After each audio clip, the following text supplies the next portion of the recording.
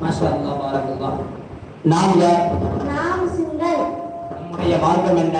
நம்முடைய மார்க்கம் இஸ்லாம். இஸ்லாம் எதை கற்றுத் தருகிறது? அல்லாஹ் ஒருவர் என்றும் அவனை வணங்குவதற்கு தயார் என்றும் முஹம்மது நபி ஸல்லல்லாஹு அலைஹி வஸல்லம் அல்லாஹ்வுடைய திருத்தூதராக இருக்கின்றார்கள் என்று இஸ்லாம் கற்றுத் தருகிறது. இஸ்லாமின் கலிமா எது? லா இலாஹ இல்லல்லாஹு முஹம்மதுர் ரசூலுல்லாஹி. நம்மையும் சந்திரன், சூரியன், வானம், பூமி மற்றும் அனைத்து பொருட்களையும் படைத்தவன் யார்? நம்மையும் சந்திரன், சூரியன், வானம், பூமி மற்றும் அனைத்து பொருட்களையும் படைத்தவன் அல்லாஹ். உணவை கொடுப்பவன் யார்? உணவு கொடுப்பவன் அல்லாஹ். துஆவிற்கு பதில் தருபவன் யார்? துஆவை பதில் தருபவன் அல்லாஹ். உயிர்ப்பிப்பவனும் மரணிக்கச் செய்பவனும் யார்?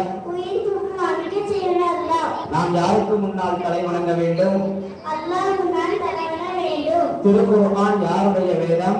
திருக்குர்ஆன் அல்லாஹ்வுடைய வேதம் ஆகும். திருக்குர்ஆன் எதை கற்றுக் கொடுக்கிறது? இவ்வுலக மறுவுலக அனைத்து நன்மைகளையும் திருக்குர்ஆன் கற்றுத் தருகிறது. மரணத்திற்கு பிறகு மறுபடியும் உயிர் கொடுத்து எழுப்பப்படுவோமா? ஆம், மரணத்துக்கு பிறகு மறுபடியும் உயிர் கொடுத்து எழுப்பப்படுவோம். மலக்குகள் என்று யாருக்கு சொல்லப்படும்? ஒருவரால் படைக்கப்பட்ட படைப்புக்கு சொல்லப்படும். மலக்குகள் எத்தனை பேர் இருக்கிறார்கள்? மலக்குகள் எண்ணிக்கை அல்லாஹ்வை தவிர வேறு யாருக்கும் தெரியாது. பிரபல்யமான மலக்குகள் எத்தனை பேர்? பிரபலமான மலக்குச்சி பிரபல்யமான மலக்குகள் 4 பேர்.